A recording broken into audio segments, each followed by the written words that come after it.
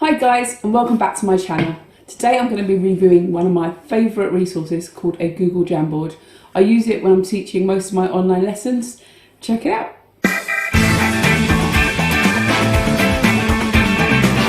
This is called a Google Jamboard and it acts like a whiteboard, and also you can save all the pages, so it also acts like an online exercise book where students can go backwards and forwards into your lesson even when you're not online with them. So I'll just show you where I got it from. If I go to another tab here, I have here the options, or Google options here. So if I click that, you can see that there are lots of icons that Google provides, and one of them is called Jamboard, and it's completely free. So if I go back here, the cool thing about Jamboard is you can write. If you've got a touch screen, it's even handier. So for example, I might write 5 plus 2 and tell a student to fill it in there. I can put some shapes in here. Just got some general shapes like this. And it's very interactive, so the student can log in online. You can have more than one student here as well if you're teaching a 2-to-1 or 3-to-1 lesson. But the really cool thing is that you can set up your lessons ahead of the lessons. So for example, over here, I have copy pasted an English worksheet, and I have a student online who's been filling it in for me, which is my daughter who's in year 6. Hi Olivia. Hi. What page are you on? Page 4. Page 4. Okay, I'll catch up with you in a second. So Olivia's been filling this in. I'm actually not an English teacher, so forgive me, English teachers, if I'm actually getting this wrong. I'm just going to tick it anyway. So here I've just ticking her work, and if there's anything wrong, I'll just say, oh, you've got this wrong.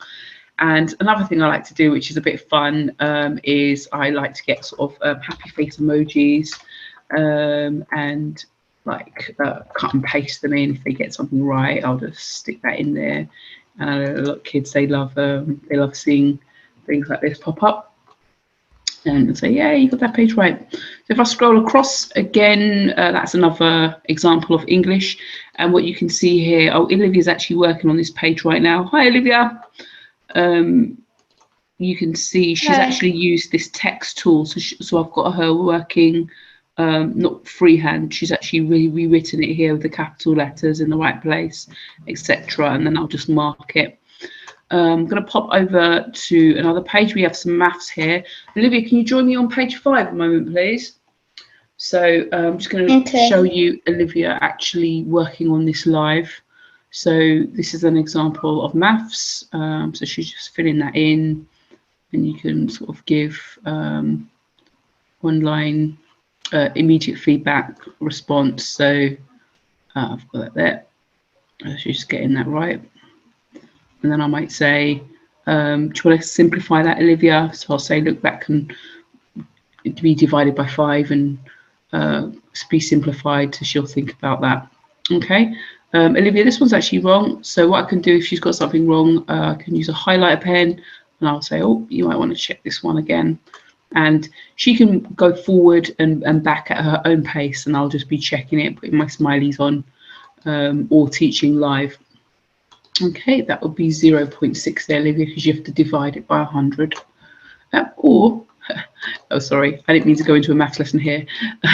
Or you can change that denominator to be out of 10 and find an equivalent fraction. Okay, so I actually pasted another example here of a science lesson, but you can use it for anything. It's really fun. The limitations are the fact that there are only 20 pages. So when you get to the 20th page, what I usually do is just start a new one.